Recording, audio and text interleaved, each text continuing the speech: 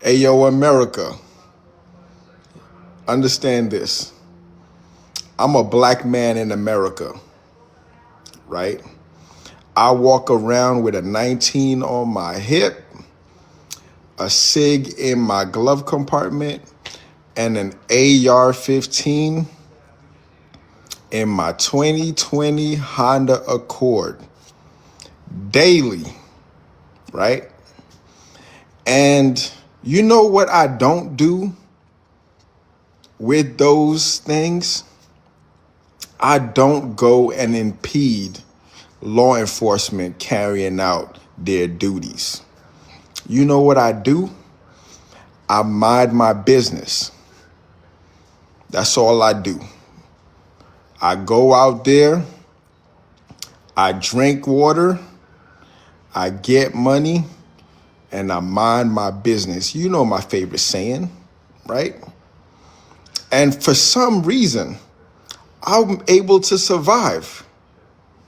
Every single day, I'm able to come home, run my kids a bath, tuck them in, and continue to do my thing. No harm comes to me, no harm comes to my family. I also have a 12 gauge pump, away from the kids, of course, because, you got to be a responsible pew pew owner, okay? And no harm comes to me and my family because I mind my business. I let the law do the law things. If I have beef, I petition my lawmakers. I don't go and take it out on law enforcement who are also citizens and Americans like me. And for some reason, I'm still here. His brother's absolutely right, man. Another unfortunate incident happened over the weekend to where another person decided that they were going to mess around and find out when it comes to dealing with Border Patrol and ICE out there doing their job. You don't run up on law enforcement at all, one, but you definitely don't do it with a weapon in your hands. It's not smart. But let's hear from the top cop or the head person in charge in reference to the operation going on up in Minnesota, and we'll keep this thing going. Hit the like button, share the video, subscribe to the channel. Privilege and honor of leading United States Border Patrol and Customs and Border Protection here in Minneapolis. Some of those brave men and women of Border Patrol and Department of Homeland Security law enforcement join me here today to show support for all federal law enforcement who have been under constant attack in Minneapolis for weeks now. This morning was no different. At 9:05 a.m. Central Standard Time, as DHS law enforcement officers were conducting a targeted operation in Minneapolis against an illegal alien, Jose Huerta Chuma. You can see this illegal alien on the screen to my left and right. That is Jose Huerta Chuma, whose criminal history includes domestic assault to intentionally inflict bodily harm, disorderly conduct, and driving without a valid license. During this operation, an individual approached U.S. Border Patrol agents with a 9mm semi-automatic handgun. The agents attempted to disarm the individual, but he violently resisted. Was this individual thinking at all? Seriously, was he thinking? I don't think he was. Fearing for his life and the lives and safety of fellow officers, a Border Patrol agent fired defensive shots. Medics on the scene immediately delivered medical aid to the subject, but the subject was pronounced dead at the scene. The suspect also had 2 loaded magazines and no accessible ID. This looks like a situation where an individual wanted to do maximum damage and massacre law enforcement. Then, about 200 rioters arrived at the scene and began to obstruct and assault law enforcement. Crowd control measures have been deployed for the safety of the public and law enforcement. This situation is evolving and more information is forthcoming. The officer was highly trained and had been serving as a Border Patrol agent for 8 years. The officer has extensive training as a range safety officer and less lethal officer. As mentioned, this is only the latest attack on law enforcement. Across the country, the men and women of DHS have been attacked, shot at, doxxed, had their family members threatened. And, as we have seen, more than 100 vehicle rammings over the past year against federal law enforcement. So now the mayor of Minneapolis is standing up in a press conference saying that we need to end these operations because of what just happened in Minnesota. He says these are the things that happen in other countries. No, this is what happens in Minneapolis, Minnesota. Because again, these events are taking place all over this country. They're happening throughout my state of Texas. And we don't see what we see in Minneapolis or Portland or Seattle or LA, where their government officials tell them to rise up and stand up and get in the way of law enforcement officers doing the same job that they've been doing for years and years and years. And as I've said before, they are then going to stand on that dead body and use it for their own political gain, for their own political benefit, because they don't care about you. You're but a pawn within their system.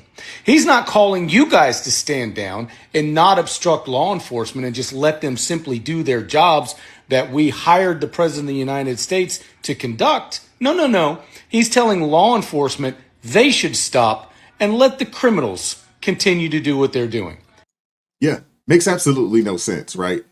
When you say it out loud, what they're asking for is insanity. Seriously, it is. And the people out there are being emboldened by the likes of a Tim Walz or a Jacob Frey and others within the political apparatus up there in Minnesota and other places around the country that are, led by liberals. It's the politicians putting the batteries in these people's backs, putting them in harm's way.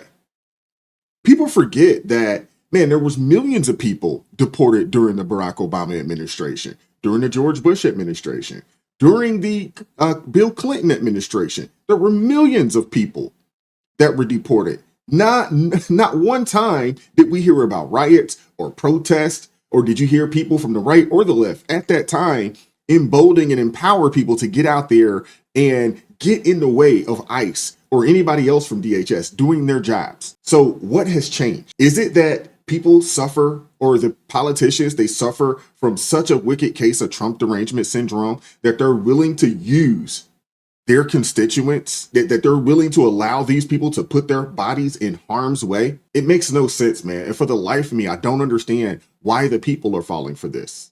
I really don't know. Lived here for some time, just up the road for a period of time. How would you describe just the way, as a Minneapolis resident, that you're feeling right now? Can I describe it not as a Minneapolis resident, but as an American citizen? Thank you. This started as a pretext about immigration and the fraud, whatever. It's well beyond that now. It's into your Second Amendment. It's into your Fourth Amendment. It's into your Sixth Amendment. This is so far beyond what people at home probably are watching going, it's Minneapolis, it's woke Hoth, it doesn't affect me, whatever. It does. It's you. It's you as well now. Wake up. Please watch what's happening here. I feel like we're performing CPR on what may already be a corpse called the Constitution. And there's plenty of people online laughing at us and going, tryhards. But I think it's worth it, and I hope you do too.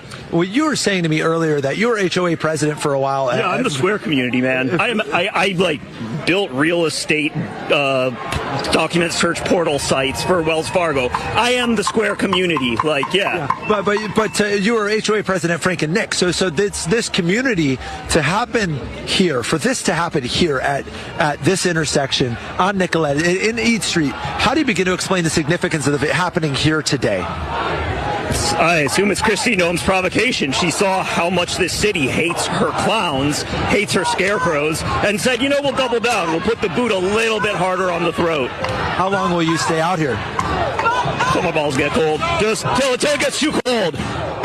Probably all day, I think, yeah. The sad part about it is that these people don't realize that they're the actual true enemies of the country. And they're actually on the wrong side of history. They're on the wrong side of this issue. It's just really unfortunate that these people don't understand that they're being used.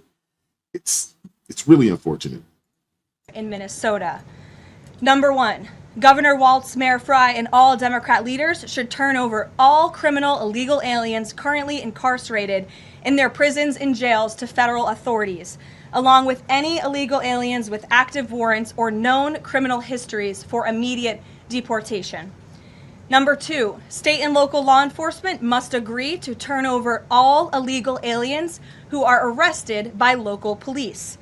And then thirdly, local police must assist federal law enforcement in apprehending and detaining illegal aliens who are wanted for crimes, especially violent crimes.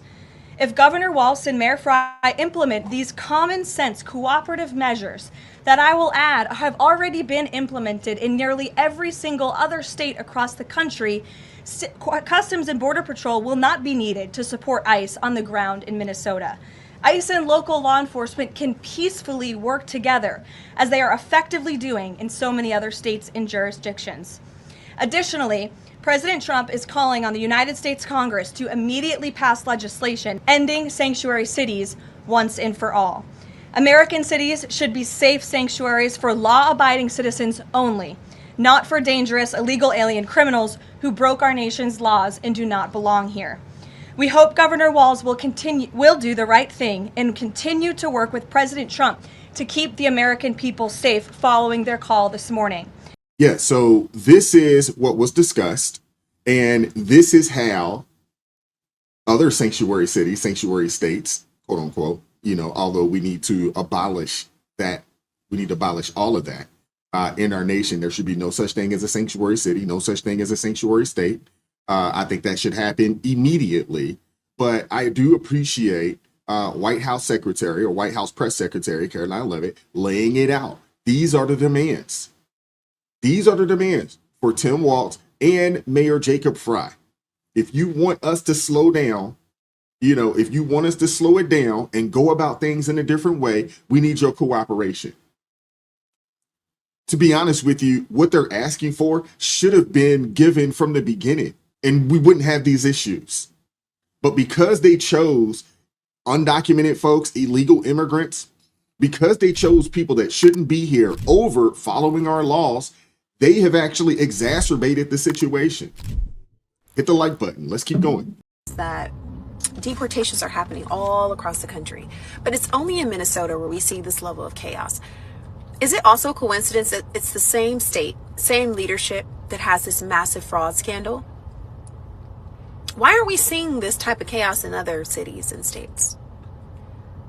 Okay, what's the common denominator? It's leadership, right? You see Jacob Fry, you see Tim Walz. They keep going out, and what are they telling their base? Go out there, follow ICE, obstruct, record them, use your bodies, use your cars, whatever you need to do, stop them. Jacob Fry said, get the F out, ICE. So why don't they want immigration enforced there? You know why? You have to ask these very pertinent, simple questions. Like, why don't they want ICE there? This is even prior to the situation with Renee Good, right? See, they know that the chaos is going to ensue anytime you direct citizens to go and obstruct federal law enforcement, which, by the way, they're also saying that they're not actually law enforcement. That's another lie they're telling their base, to embolden them to go against these regular guys who aren't, quote unquote, federal agents, right? Is to cause confusion and embolden, give their base a sense of entitlement. They think they're doing something righteous. And so they go out, they create all this chaos. And then, of course, with this level of chaos, something's going to go wrong, as it did today. And guess what? What are they going to say? See, look, and now Jacob Fry and Tim Walz have instantly gone to their social media to say, okay, President Trump, you see what's happening? We need you to get rid of ICE. We need you to stop the operations and pull out. That's the goal. Mm-hmm. That's what they wanted all along. Exactly. That's exactly what they wanted. They want the federal government to bend to their will. They also want President Trump to not uphold the campaign promise that this will be the largest deportation operation that has ever been enacted in our country. They want to get their way. They want to maintain the criminal element that they have going on. They are all in on the grift from Tim Walz down. They're all in on it. They're all in on it. And we all know it now. And that's why they are vehemently telling their base out there in Minnesota, and obviously the people that are willing to fly in from other places, that, hey, ICE is bad, Trump is bad, Border Patrol bad. These are Minnesotans, even though these people are known to rob and pillage and steal. They don't care, because as long as they get their kickback, as long as their coffers get filled, they don't care.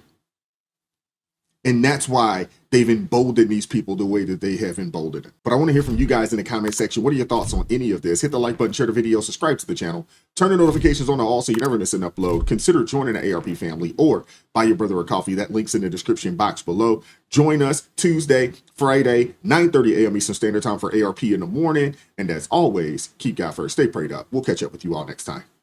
Peace. It is God who arms me with strength. Yeah, I'm battle ready. He trains my hands for battle. My heart stays steady. But thanks be to God, He gives us the victory. Through my Lord Jesus Christ, fear can't live in me. I was down to the dirt, red clay on my shoes, old pain in my shirt, oh so bruised. Then the Lord hit my chest, kicked air from my breath, put power in my step.